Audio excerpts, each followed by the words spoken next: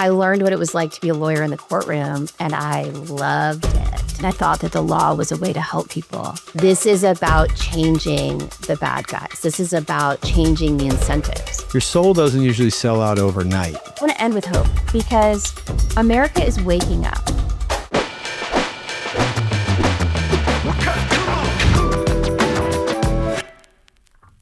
Have a very awesome, potent, heartfelt, passionate, endlessly, tirelessly working guest today, lawyer Kristina Baehr. She is the head of Just Well Law. We count on her to really bring justice to those who are getting perpetrated by poor construction practices, toxins, spills, chemicals, all the stuff that everyone knows is bad for you, but people don't want to take accountability for. Welcome, Kristina. I'm so glad to be here. So we've been friends for a while now, and I've been watching you work effortlessly on protecting the vulnerable, taking on cases that no one else wants to take, working with people like Bob McKee to train the next generation of lawyers who are scared to take on this illness and don't understand how to truly defend and win a egregious negligence case on building practices. Can you tell us how you got into being a lawyer, and then what happened to you as an average human being, and how Just Well Law focusing on toxins and water damaged buildings became your jam?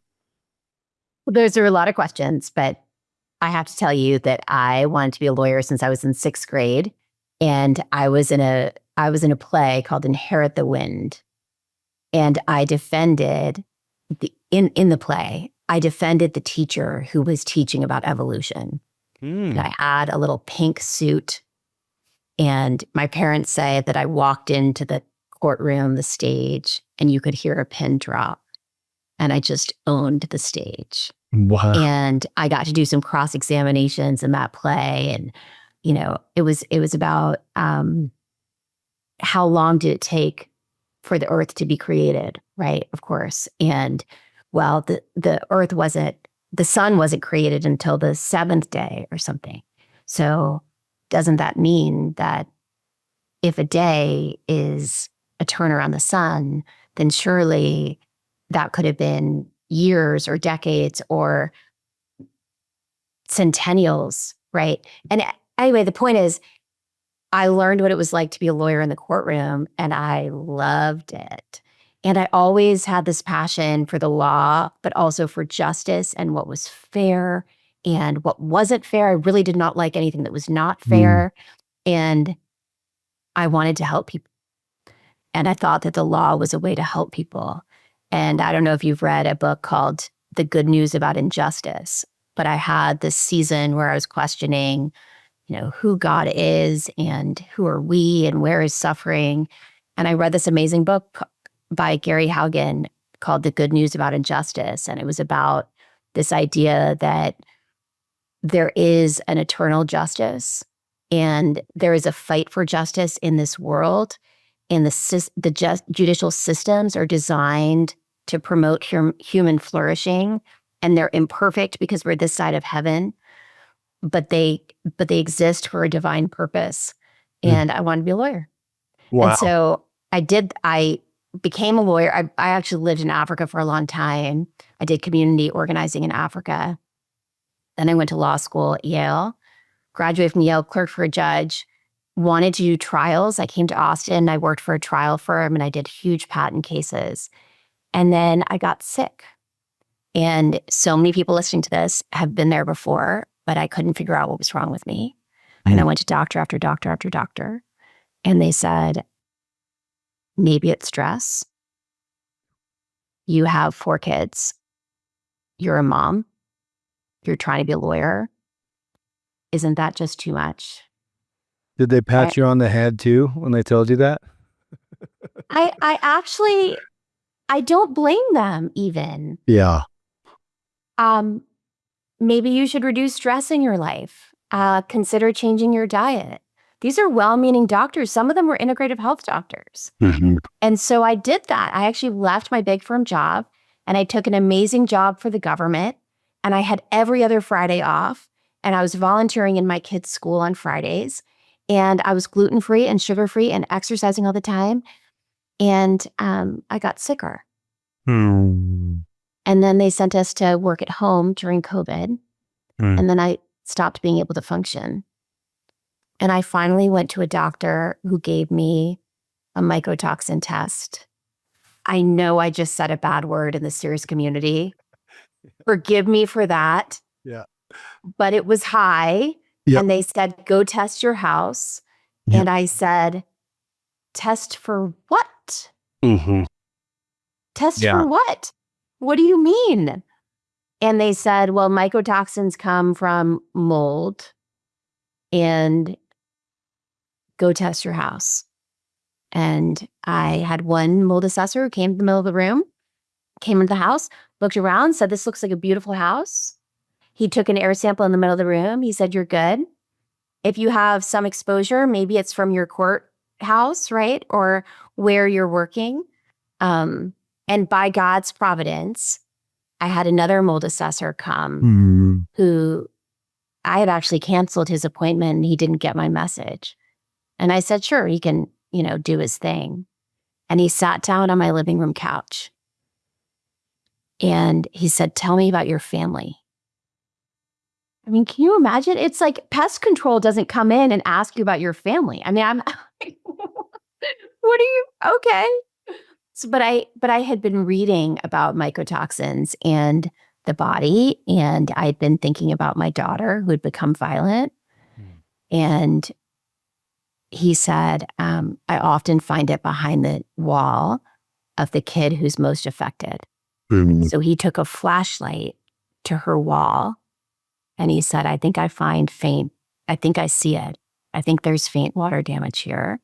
And then he took an air sample right by the wall, and it was Stachybotrys. Wow.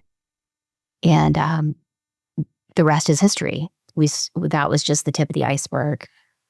And I just had this mama's intuition that wasn't it, that it was elsewhere. And so we figured out that it was actually in every wall in the house, and we evacuated. And I was at the U.S. Attorney's Office, remember, at the time, doing personal injury defense for the United States. So I know a good case when I see one. These are 6 sick people, including 4 sick kids, who have lost their house and everything in it. I actually heard you can get through Yale totally neurocompromised, full of inflammation, and that you're just lazy and crazy. I mean, right? I couldn't function I just have to anymore. tell the listeners, you don't understand how smart this woman is, and her pedigree is insane. And I just have to say a couple of things. When you're a doctor evaluating this, if people were doing heroic stuff and all of a sudden they can't, they were triathletes. They were doing Murph workouts on Memorial Day in CrossFit. They went to an Ivy League law school and were hired top of their class and crushing it, and actually have that superheroic chi to do super momming and super work, even though we're going to dangle that carrot and say you suck at both as a society and drive you full of maternal and professional guilt, you still were that person who had that capacity, and then you're staring at a wall. If you have a human being like that, you have to rule out SIRS. Doesn't mean you have it, but it has to be in your rule out. I want to say 2 other things because you dropped such clinical pearls. If they are gluten-free, if they are eating clean, if they are doing everything right, and you have them on some anti-inflammatory nutraceuticals and got them out of sedentary lifestyle, and they're not getting better, you have to consider SIRS. You also have to consider apnea. You have to also consider dental abscess and a bunch of other things that people don't rule out enough. And then the final thing is, we're not anti-mycotoxin. We're just telling the world urinary mycotoxins are a test of exposure. And the 2 things they do is they're emotional, because people see them, and they make people think mold, and then hopefully people bump into Dr. Richie Shoemaker's work in the SIRS and SIRS-X community, because everybody has some level of urinary mycotoxins. The people who are sick are having immune responses to those mycotoxins or other biotoxins. And a lot of our patients they at least get kicked off.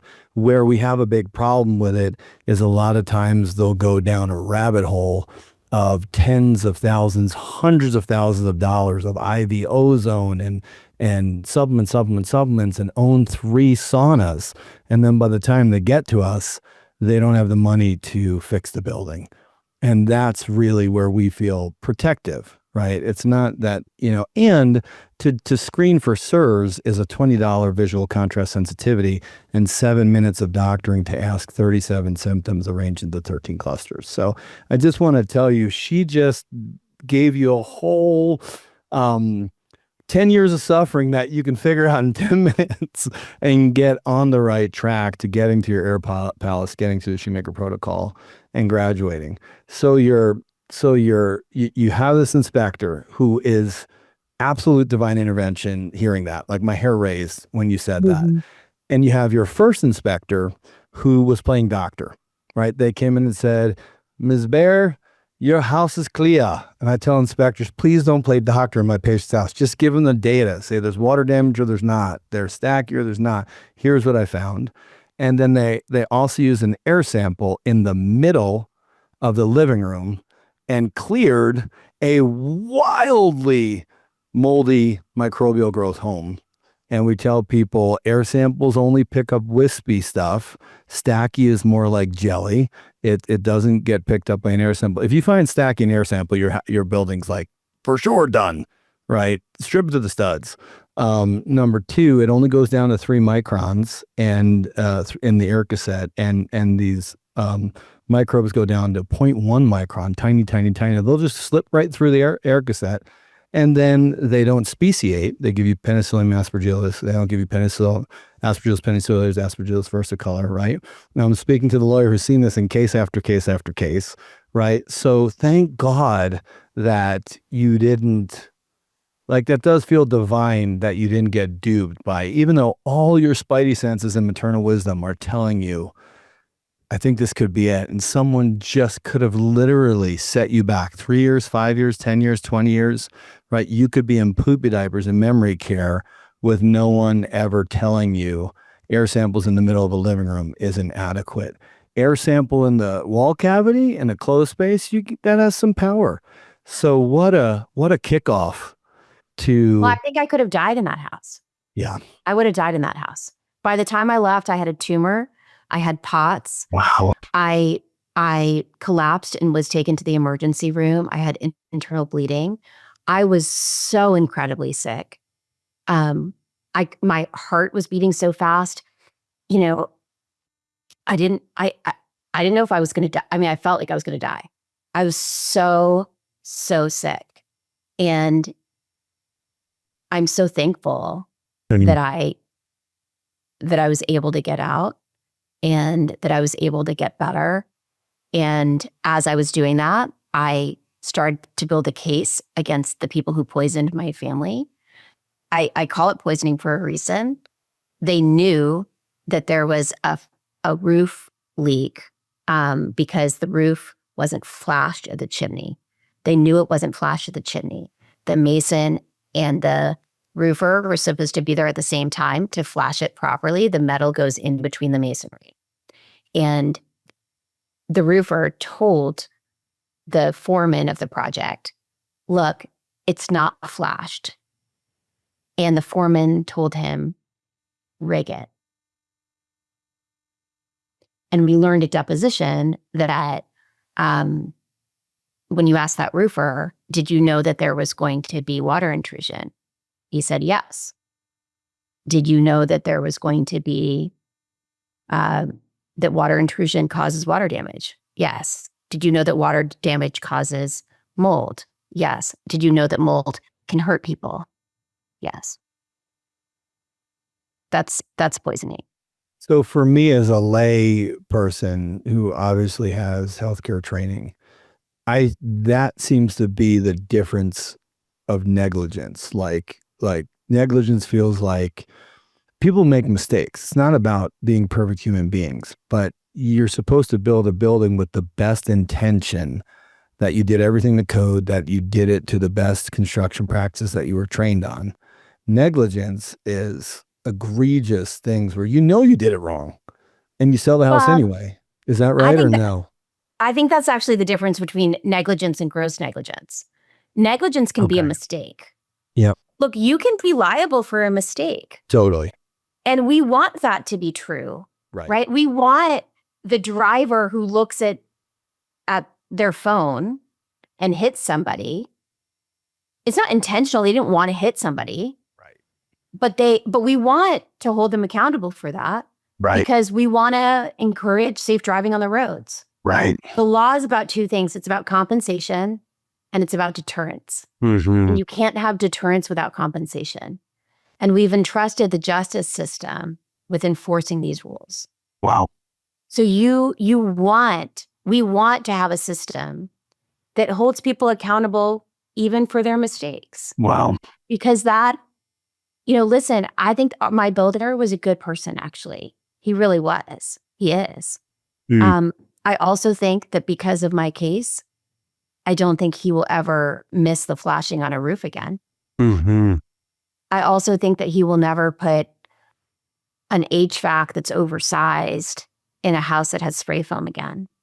Because what my case did was it educated the defendants about what can happen. What is the worst thing that can happen if you don't follow standard protocols, if you don't follow the rules of, we call them the rules of the road, but the rules of building, or, landlords, right, who don't address water damage, then it's going to proliferate.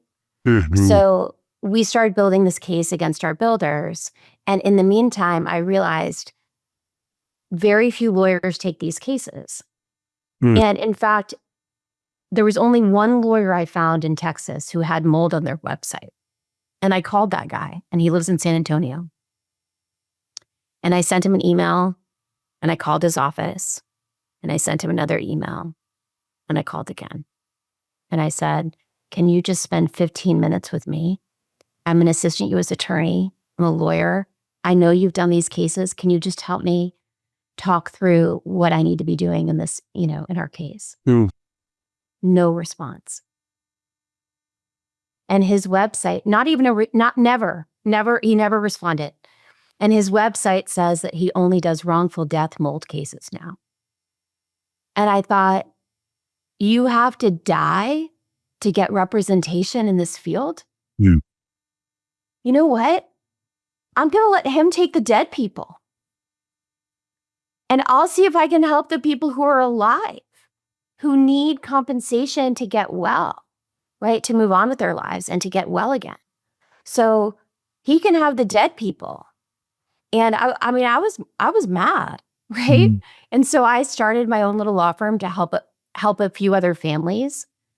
And I got 1,000 calls in the first 2 weeks I was open. Around that time, CNBC did a story on our family that linked to our brand new website.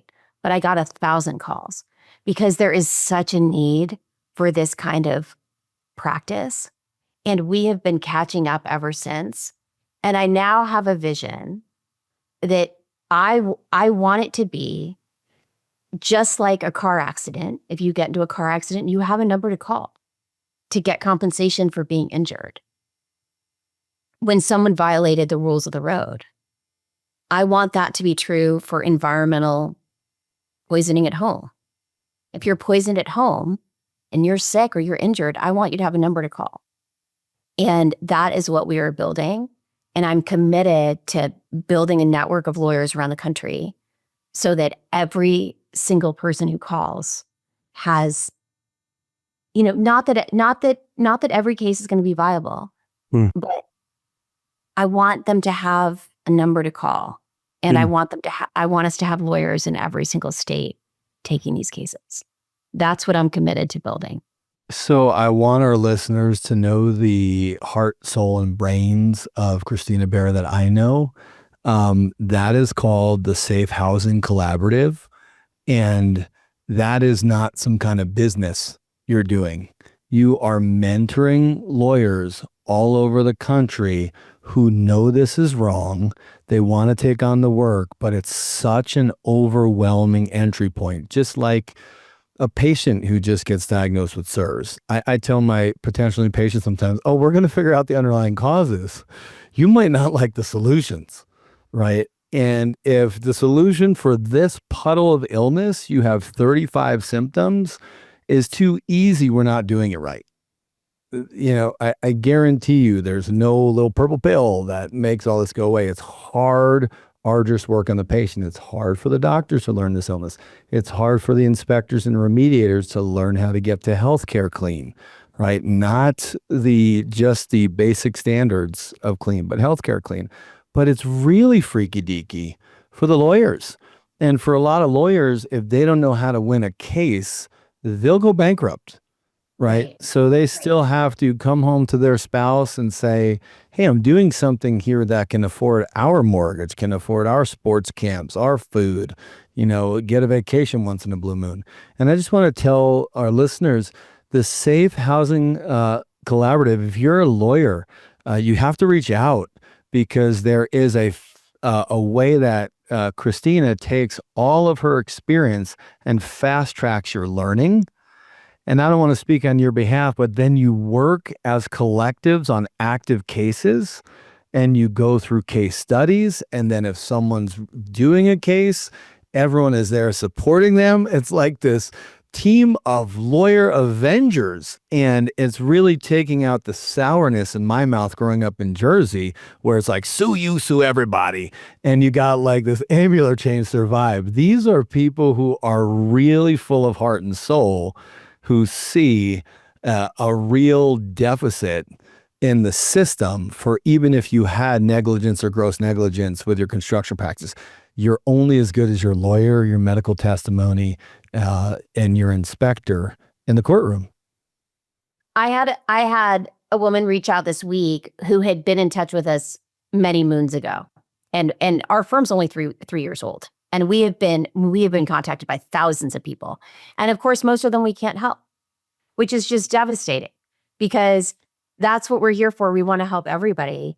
And there are thousands of people we've had to turn away over the last 2 years because we're building the capacity, right? We're building the plane as we're flying it, and we're doing as much as we can.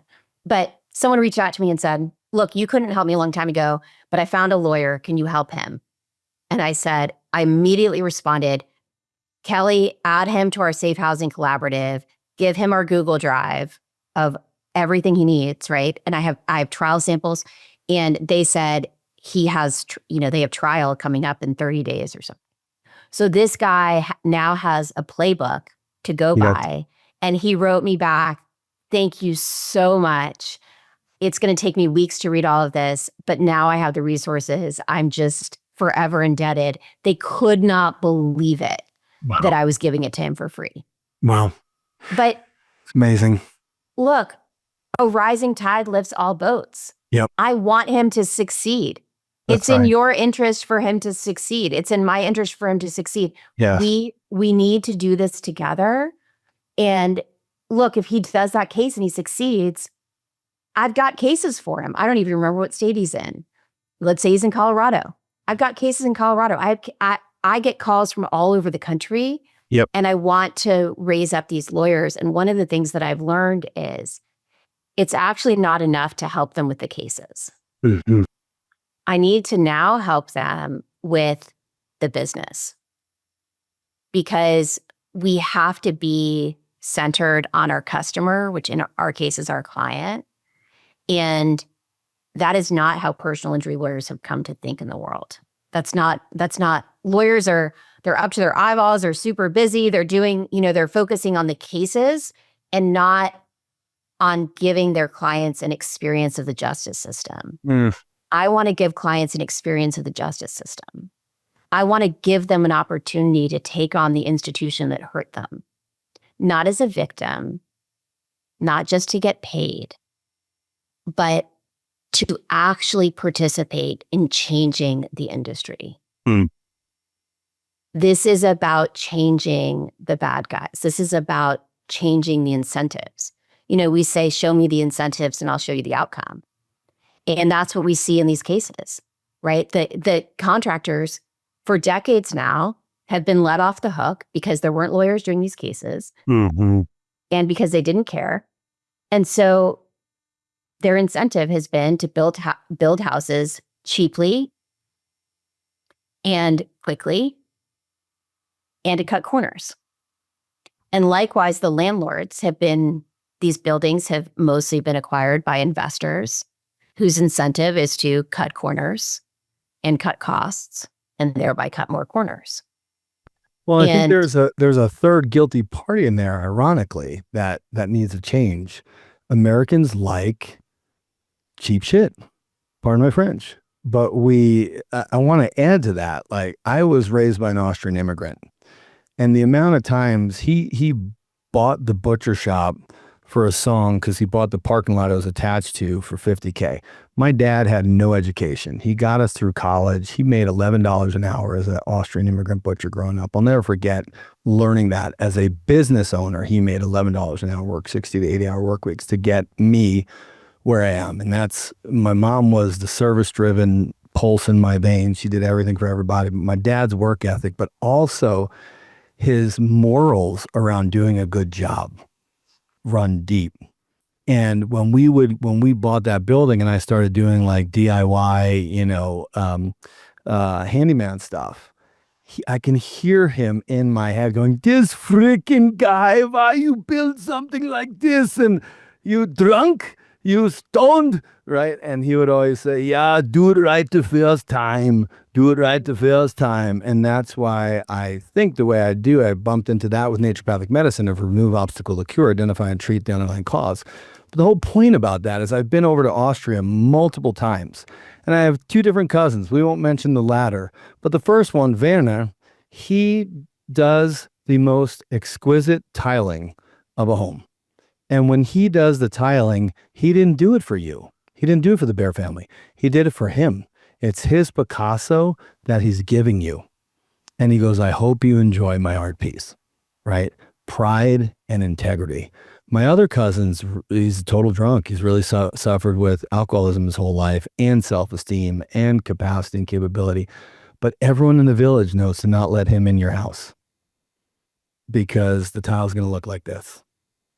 Right. And I think our plan A needs to be reinstilling pride and integrity in construction practices, really expanding part of SURSAX to be, let's change construction. Construction practices haven't really changed in 100 years, right? So that's plan A. Unfortunately, plan A fails all the time. So what I hear what you're saying is plan B is you have to hold people accountable through the justice system. And when I talk with Dr. McMahon, who's really, him and Dr. Heyman have both been doing a great job with medical testimony, he told me justice isn't about the truth. Justice, in my experience, is that you got your day in court. And I just think it's so fascinating with the way you're training these lawyers is about the truth. You're trying to say, here's all the real, honest data. And you need to know that they're going to bring this BS nonsense paper on mold this, mold that. And they're finally getting armed. What Scott does and what he's done with you and Bob McKee is also make people realize this is not just about the toxin. This is about the immune response to the toxin, right? And my understanding is explaining that to a jury really allows people to understand the cost of the poisoning, right? I can literally be neurodegenerative. Just think about if you didn't figure this out, what was the cost of a Yale-trained lawyer's potential, right? I mean, I actually costed it out in my case. Yeah. And I ended up flying to Florida and meeting Bob. And I remember sitting down with Bob and I listed out my damages to give him a sense of, look, I'm going to do most of the case, but I want you to know what it's for. And he looked at my economic damages and he said, we're not doing that. I was like, what do you mean? And he said, a jury is just not going to understand that you're not smart anymore. And I don't know if that's true or not, but I will say that what I lost in brain power, I gained in empathy. And I now have this huge superpower that I didn't have before. I call it a sad superpower, but I'm now called not just by these individual families, but I'm called by sick communities and I can come in and help them rise up against the institutions that hurt them. So I did that in East Palestine, Ohio. We have 900 people there. I have 7,000 people in Hawaii. We have 2 military bases right now, one at Key West and one at MacDill. But these are communities who are uniting and taking on the people who are poisoning their families. And I have this sweet silver lining superpower where I can recognize what they're going through, and I can also give them some hope that they really can make a difference. There's a movement, I think, of families around the country who are standing up and saying, you cannot poison our families. And the justice system is one way. There are other ways, right? But the justice system is charged with enforcing these safety rules. So can we equip people to take that on, to enforce the rules? But we need the people to bring the claims. We need the families to be willing to bring the claims. And if families are willing to bring the claims, then they're bringing those claims for all of us. They're taking a stand for all of us. You know, when Mandy Fine in Hawaii took on the United States of America, she did it for you. She did it for you and for me and for my kids. Because if the government, in that case, it's about the government contaminating the water. The Navy spilled jet fuel into the drinking water and then didn't tell people not to use it. And in fact, told people, and I quote, there is no indication the water is not safe. Even though the Navy knew that there had been a spill right next to the well that had infiltrated the well with jet fuel. So there are rules, right? What are the rules in that case? How about the government must provide safe water to protect all of us? Is that a good rule? How about the government must, if the government contaminates the water, which it should never do, see the first rule, it must warn us right away to protect all of us. When we buy into the rules, when Mandy Fine took that stand, Jamie Simic is the one who called me in the first place. When Jamie Simic and Mandy Fine and now thousands of others took a stand, they did it to enforce those rules so that the government doesn't contaminate the water again. And if the government does contaminate the water, they need to tell us right away. Yeah, that's happening. Someone's gonna have a spill again. Right. You can't sweep that under the rug and poison your own people. Right. This is not rocket science. Yeah.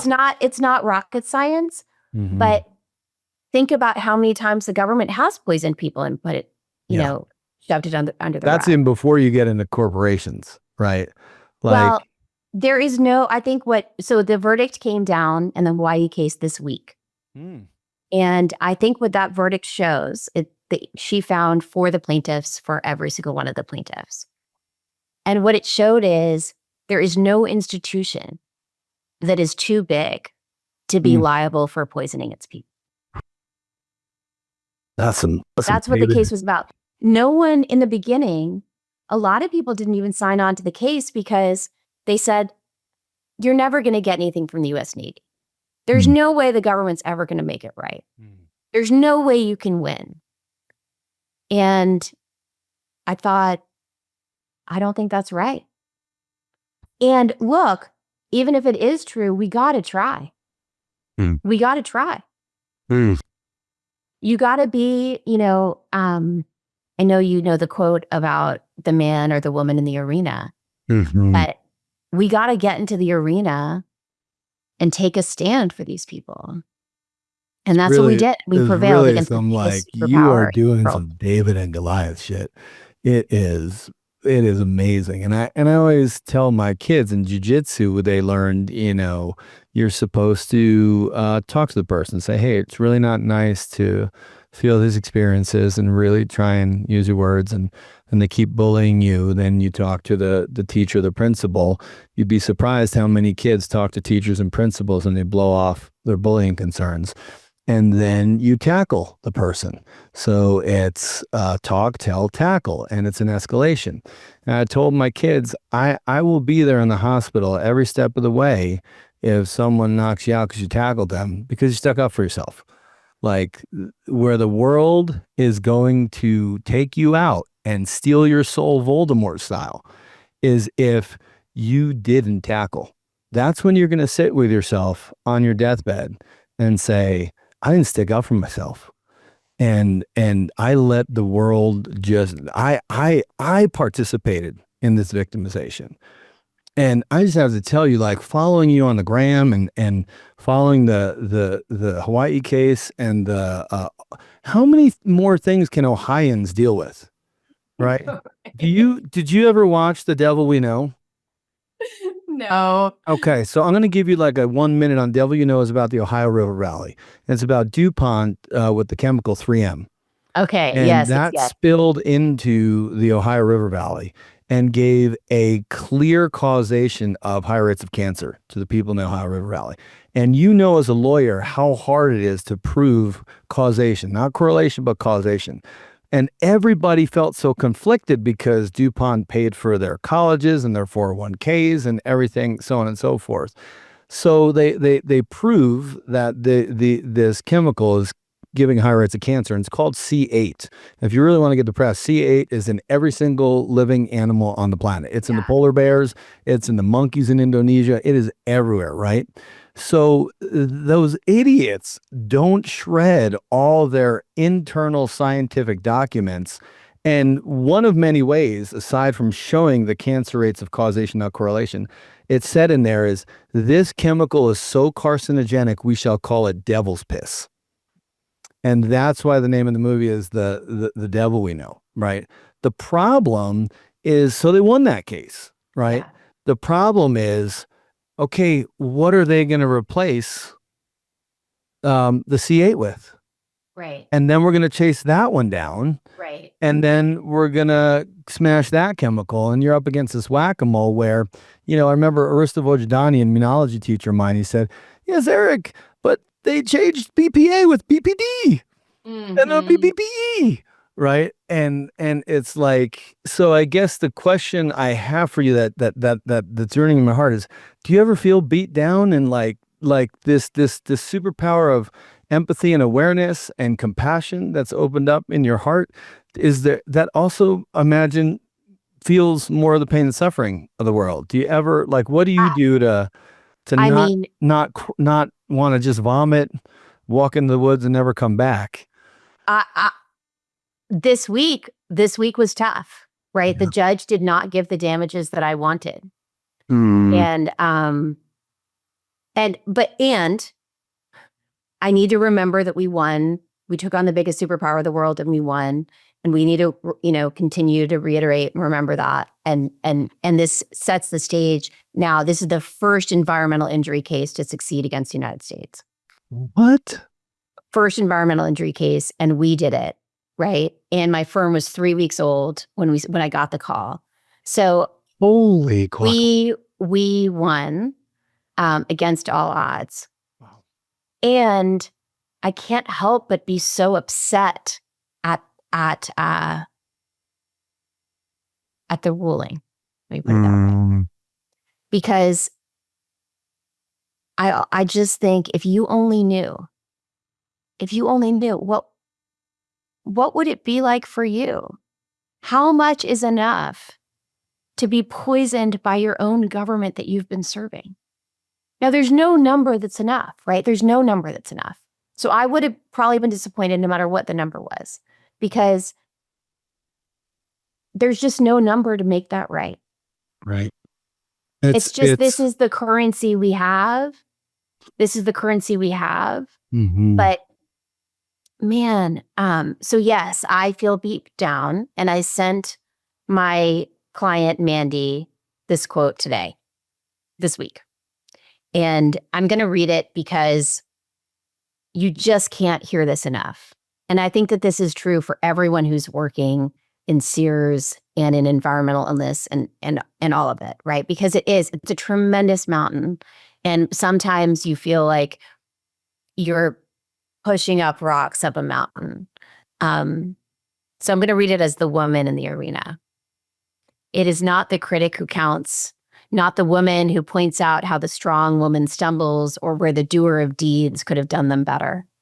The credit belongs to the woman who is actually in the arena, whose face is marred by dust and sweat and blood, who strives valiantly, who errs, who comes up short again and again, who spends herself in a worthy cause, who at the best knows in the end the triumph of high achievement, and who at the worst, if she fails, at least fails while daring greatly, so that her place shall never be with those cold and timid souls who neither know victory nor defeat.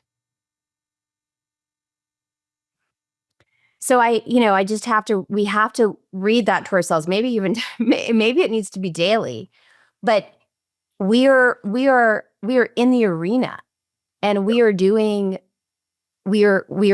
this justice system, and this is what that book that inspired me to even be a lawyer was about, The Good News About Injustice. We are living in a fallen world, and the justice system on this earth is not perfect. Yep. But it is good. And we can continue to rise up, and we can continue to bring communities to rise up to get into the arena.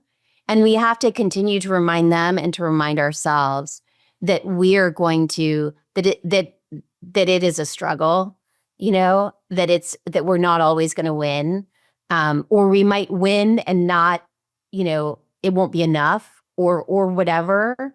But the fact that we're doing it, with every complaint we file, with every press release, with every New York Times article that came out today, right? We are bringing these things to light. We're saying, this happened on the island of Oahu, right? Or this happened in my house and in your house and in this building. This is happening, and we need to pay attention to it as a country. And so every time we file a case, we're bringing it to light. Every deposition I take, we are educating about how it should be done. I remember deposing this woman, and I said, she's the property manager. I said, now I understand on this first floor, you get sewage leaks a lot, right? Yes. Well, when you get a sewage leak, what do? I heard that you put a fan on it. Is that right? Yes. Yeah. We come in and put a fan on it to dry it out. I said, well, is sewage toxic? Oh, well, sewage, I mean, I don't know what toxic means. Okay. Does sewage have contaminants? Well, I suppose it does.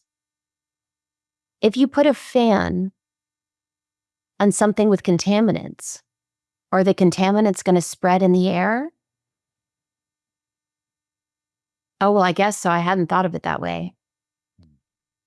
Well, now that we've had a conversation, ma'am, are you ever going to put a fan on sewage water again? No, probably not. Now that we've had this conversation, ma'am, would you ever spend one night in this apartment or any of the apartments in your building where you put a fan on sewage water? She said, no, I wouldn't. Would you put your kids in that apartment? Oh, I ask would about you put that. your I ask about the kids all the bestie? time. Yeah, that's so crazy. I love depositions. Wow. But No, that's so commonsensical. It's not rocket science. Yeah, but it's almost like someone trying to sell you penny stocks on Wall Street. Like somewhere along, like your soul doesn't usually sell out overnight. It just slowly but surely you start telling yourself, it's okay, a little white lie here, a little water down there. My boss is telling me just deal with that. Like the GC to the roofer, when the roofer's like, bro, this roof ain't right. It's just slips in. And I want to just honor who's your main person in Hawaii? James Simic and Mandy Fight.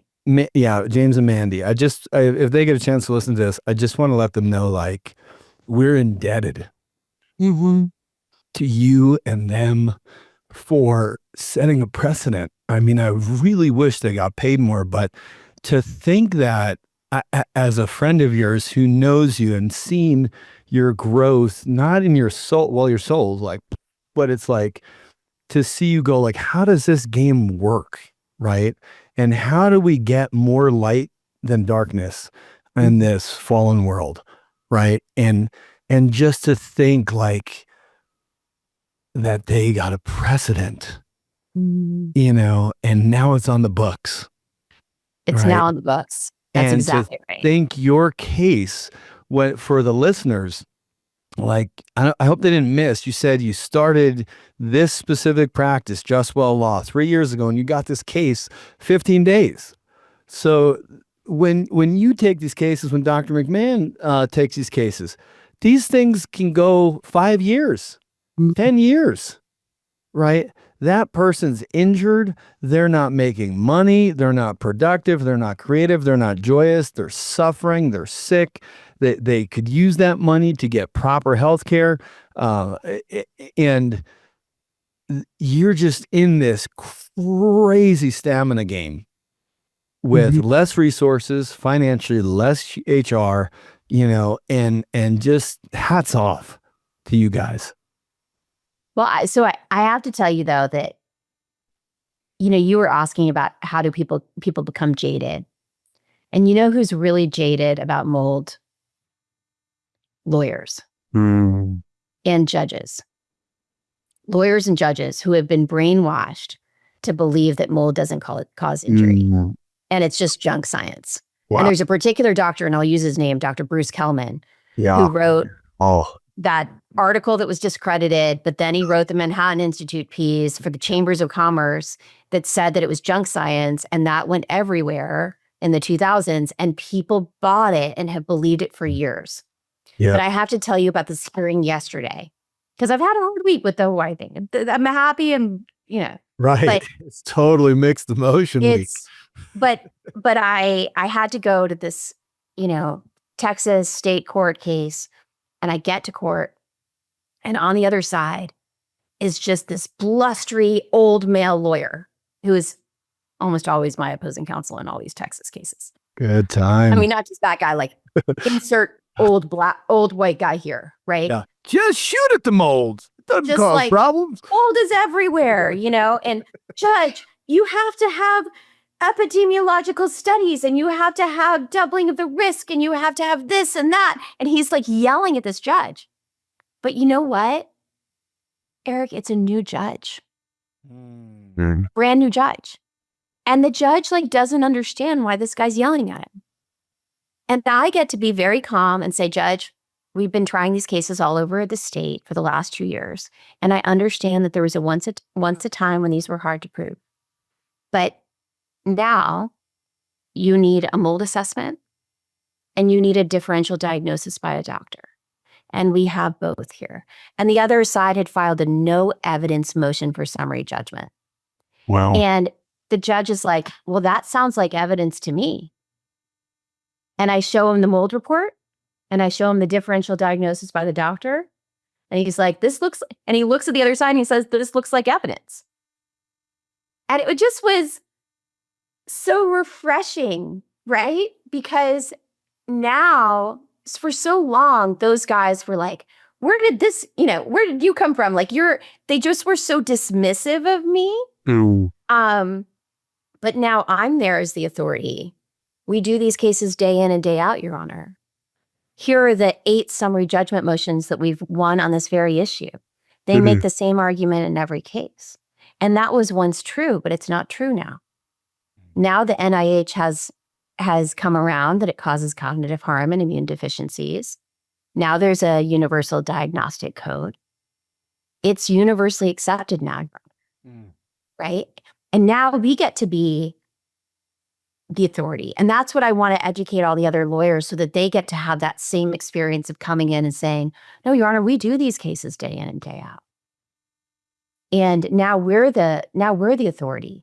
And the blustery, like, old guy can't laugh me off anymore. Nor can the same medical testimony guy who's never seen one SIRS patient, who's testifying like the Richard Shoemaker, Dr. Scott McMahon, who's seen thousands of cases, right? That also gets me. Did you see Dr. Bell curve? Did you see when I posted about Dr. Bell curve? No, I didn't see that post. Okay, so I've never done this before. Yeah. I don't know if I'll do it again. Yeah. But I posted a deposition on Instagram. Oh, that's awesome. Because I deposed this guy. His name is Dr. Scioto. I can just go ahead and say his name. Yes. This is public record.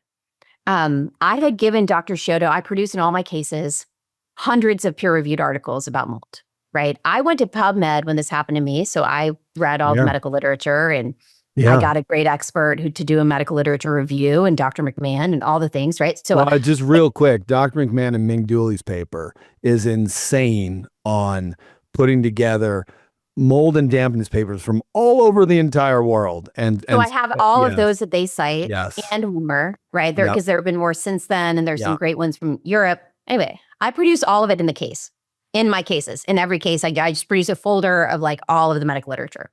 Mm. And so I asked this guy, well, did you read any of it? Well, I don't need to read it. Okay. Well, here is the NIH new report, and it says that mold causes cognitive harm. Do you agree? No. You can get anyone to say anything. Well, this is the NIH, not just kind of anybody. And he said, well, the problem with cognitive harm, and I can't even imitate this guy.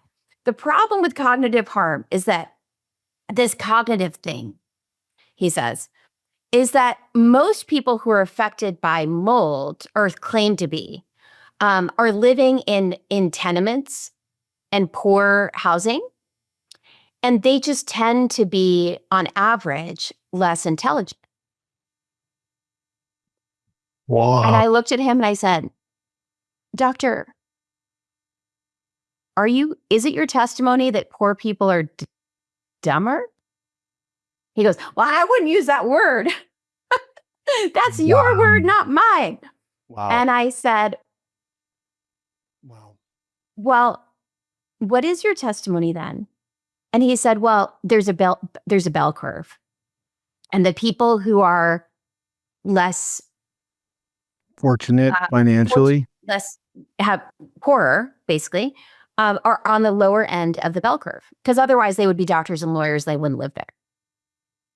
I mean, so I called him Dr. Bell Curve, and I had to post it because I'm like, this is the best they've got.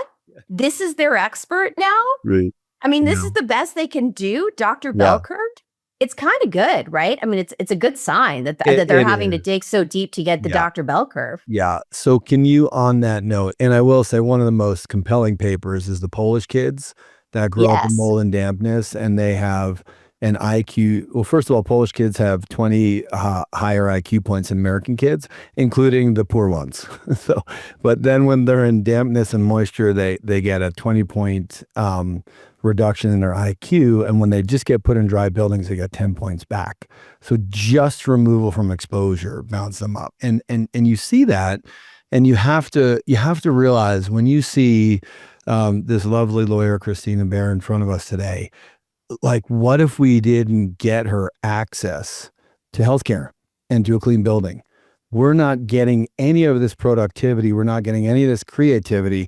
We're not getting any of this common sense into court.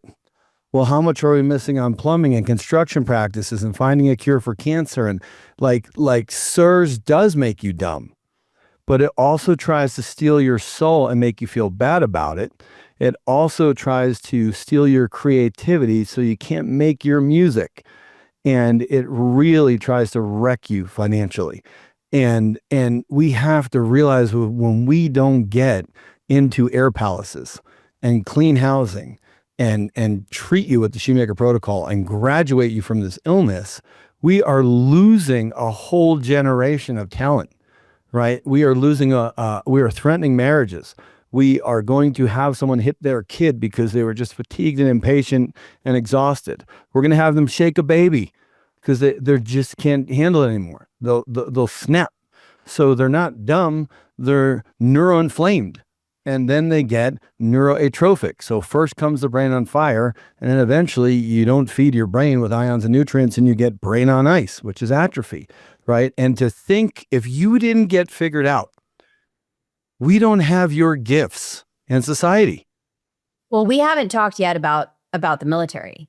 Yes. But MacDill, they have a nuclear button at MacDill. Wow. So the MacDill houses are some of the worst I've ever seen. Oh, They're just terrible. I feel so ashamed of that. But imagine, so there's a particular house that I'm thinking of where the floor is made of mold because there's no vapor barrier. And then there's an HVAC, and in the HVAC return is a drip pan, which should never be in the return. It makes no sense. But it's overflows, right? And they know this.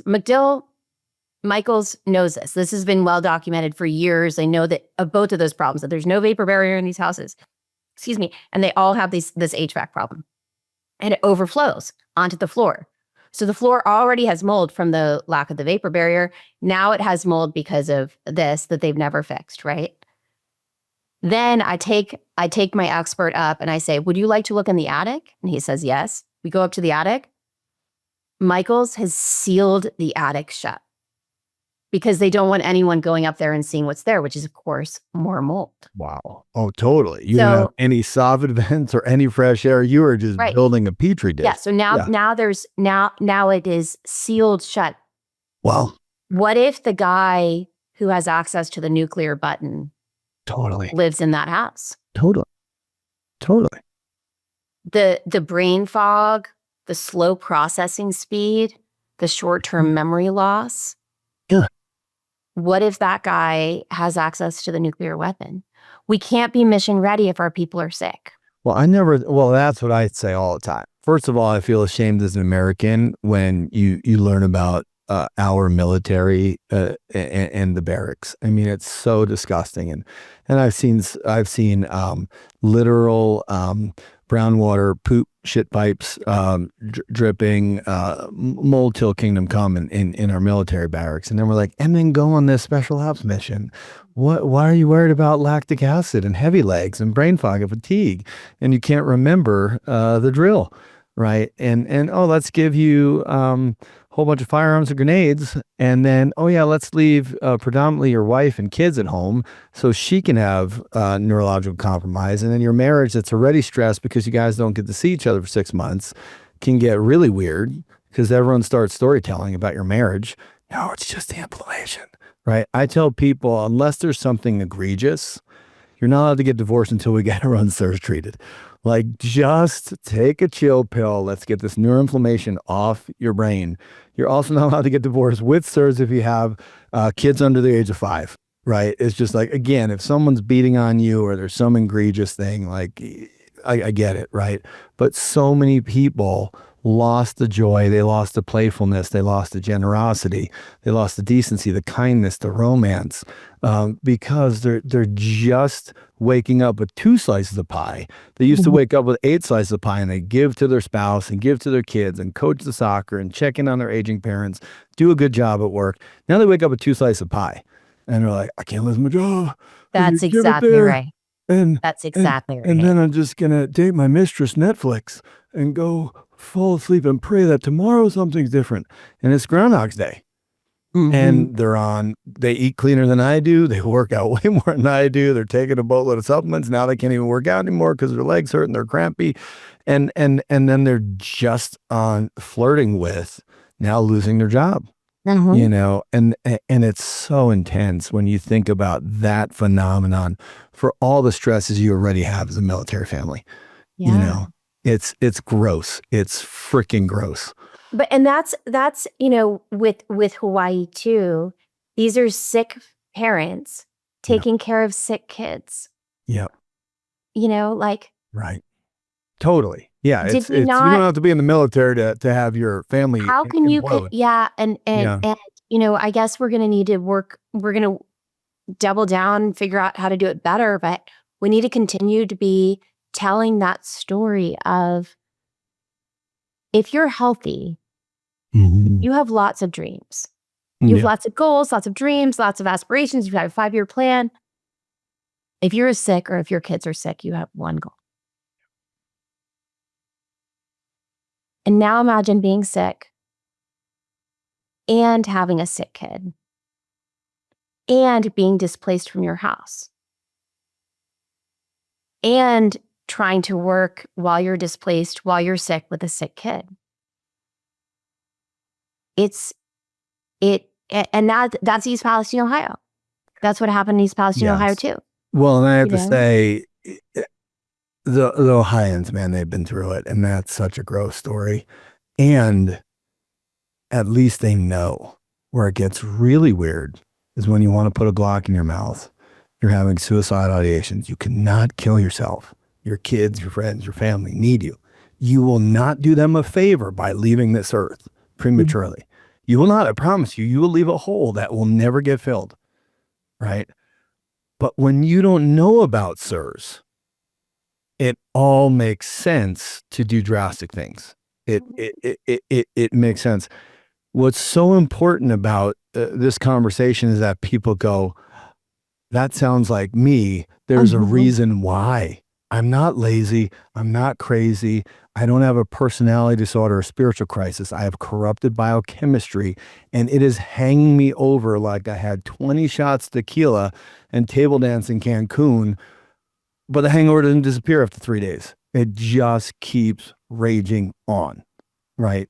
And I think, for me, I'd like to paint a vision of the collaboration we have in our friendship. But my goal, there's going to come a point where we get so honest with this illness, and it's going to get the street cred of lead pipes and radon and asbestos, that we're going to go, okay, all these buildings are jacked. The EPA estimates over 50% of water damaged buildings.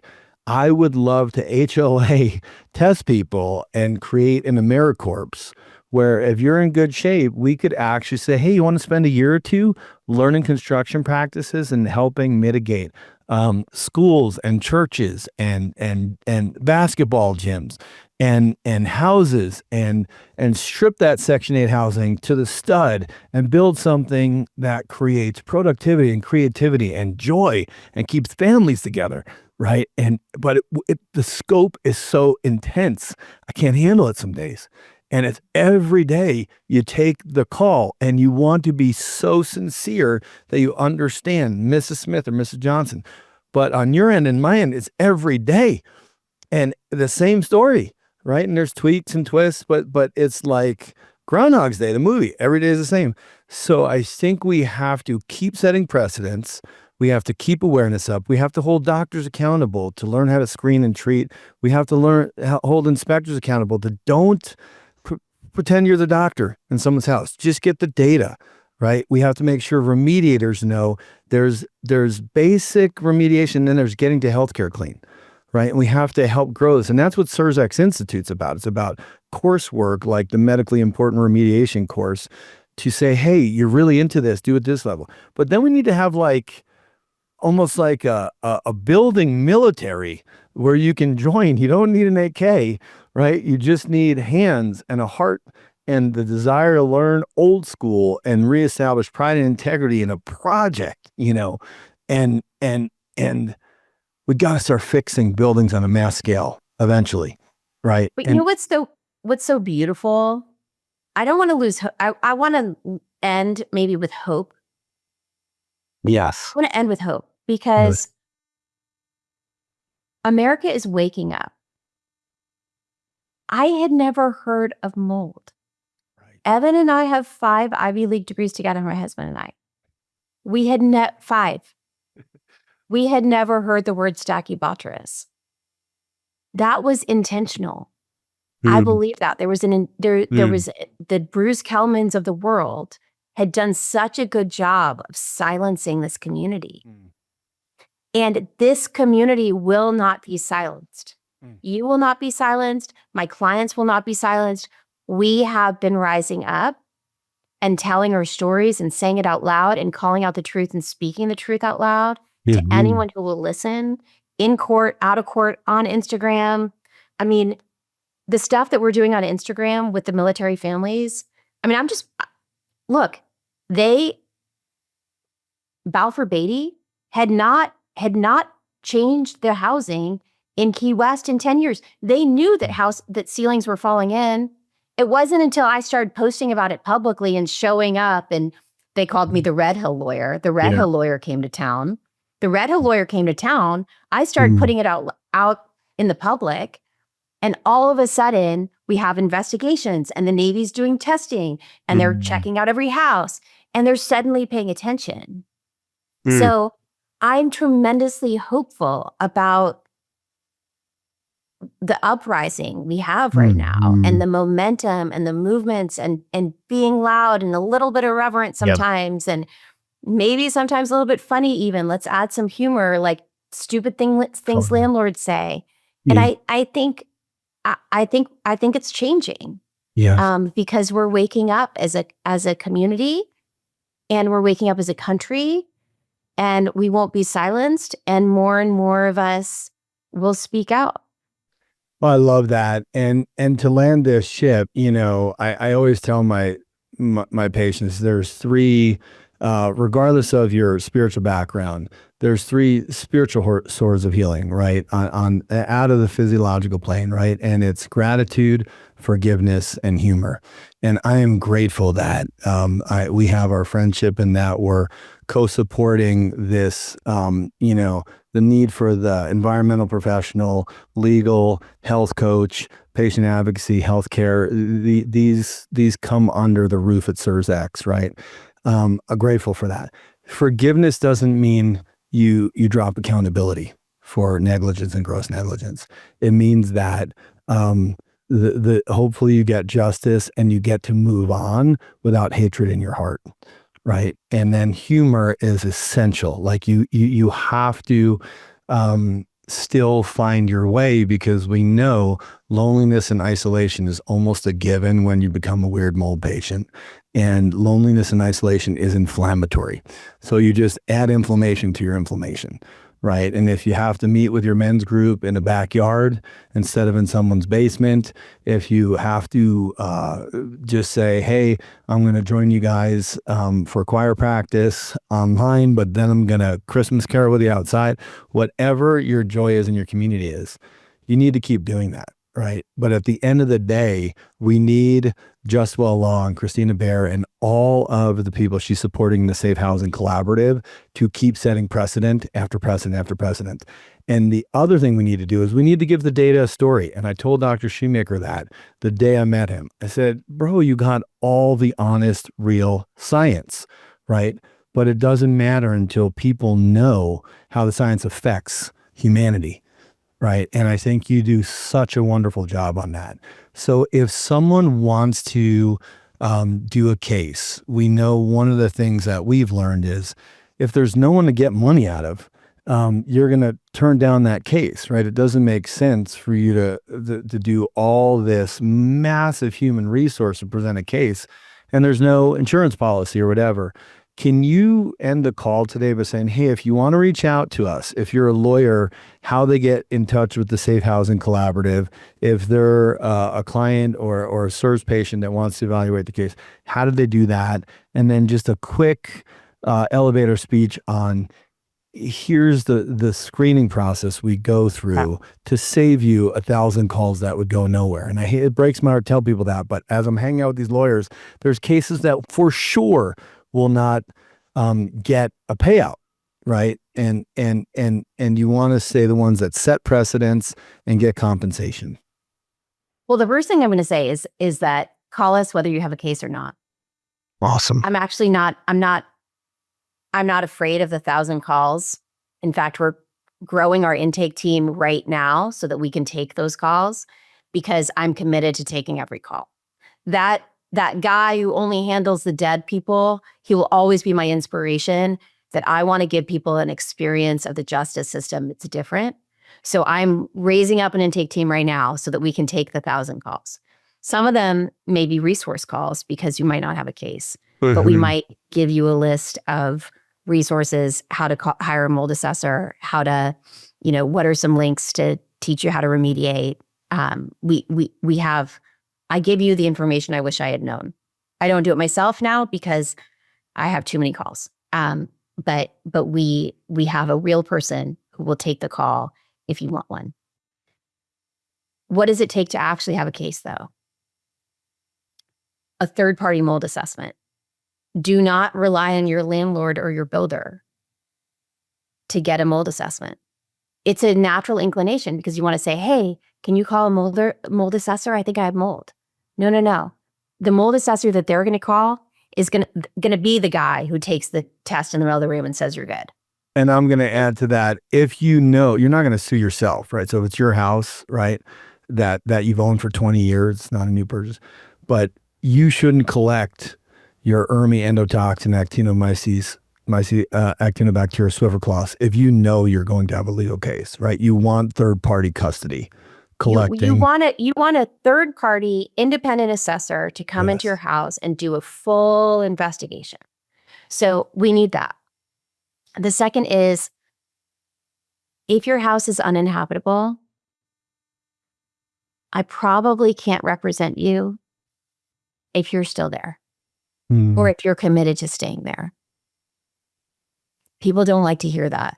People really hate me online for saying that. It's honest and it's an expense, right? They're albatross by, well, how do I pay for the new construction hotel? Or, I don't have an aunt to move into their clean basement. Yeah. Well, I do have an answer to that. My answer is, you think you can't afford to leave, but what if you can't afford to stay? Yeah. Because your financial well-being depends first on your health. For sure. Look at me, right? I was so sick I could not work anymore. And I got better, and now I can take these cases and practice and make a living for myself and my family and others. For sure. And what a gift, by the way, that when you have a business, you get to make a living for others, right? You get to allow them to make a living for themselves and their families. So I'm tremendously thankful for that. But you will be financially worse off if you stay because of the impact it has on yourself. There's an exception to that for military families who truly cannot leave. Right. Because of one reason or another. But for the most part, we don't take cases where people are committed to staying in the houses that are killing them. You also, by the way, the other side's going to say, well, if it's so bad, why are you there? So that's just, so, and then the third is the defendant solvent? I have a hard time going after individuals. I usually go after big companies, the gray stars of the world. Do you know that Graystar has a policy that they don't use the word mold? Those are the companies I want to go after. So the big, and that's the biggest impact because it's systemic change. You want to go after removed it from the Webster dictionary. Right. Yeah. Well, think about, but that's all the military housing companies too. If we don't use the word mold, by the way, then we don't have to call it mold. Yeah. And if we don't call it mold, then we don't have to follow the Texas rule that requires us to get a mold assessor, a professional. Wow, this is some Harry Potter stuff. The microbe that may not exist. Don't even say if we don't use the word, then we never have to hire a remediator. I'm just seeing the board meeting where they came up with that. Like, wow. But the problem is, of course, that mold proliferates. So imagine Graystar. There I think 23 million rental units in the United States. 23 million.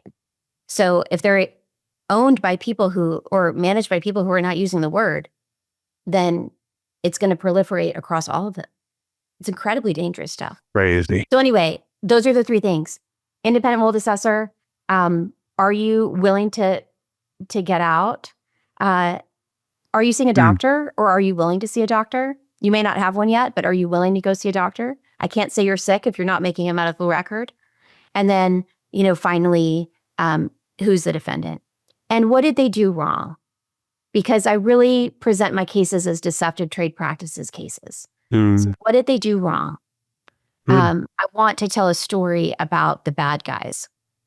And I want to get the jury to enforce the rules against the bad guys. So we are looking for the villains. We're looking to have an impact in the world. Wow. So those are the things we look for. It's amazing. Call us. We want to help. And if you're in another state, we are looking to raise up lawyers. So we have lawyers now in most states. If it's a strong enough case, we can probably find someone to help you. But we are building the capacity outside of Texas as we speak. We're building the plane as we're flying it. So you have to be patient with us if you're out of state, because we're really working hard. It's amazing. We have patients who need lawyers for cases, and Kristina's got the best Rolodex. And what's so important about what she's doing is lawyers have the honest environmental and medical publications locked and loaded to say, no, that 2006 paper, I know the exact one we're talking about, that was redacted. They're still quoting a paper that's been redacted. No, it means it's been pulled from the medical literature as false, right? Yep. Fraudulent, right? Made up. And they still the ACOM paper. It's the ACOM paper for sure. Yeah. Dr. McMahon is doing what you do for medical testimony. And it's incredible to see and then a lot of the papers, hybridized. It's incredible to see the amount of honest science you guys now have to kick people in the groin with. It's the times are changing. So how do we find you on the IG? How do we reach out? How do we become part of Safe Housing Collaborative? Literally, if I'm a lawyer listening to this, just reach out to our website, well.law, and our Instagram is just well law. But to contact us, reach out on our website. There's a whole Safe Housing Collaborative tab, and we always vet you to make sure that we're not accepting any defense counsel. So reach out to us and we'll make sure we get you on our list. Endless gratitude and love for what you're doing. Godspeed. Thanks for hanging out with us today. Next time.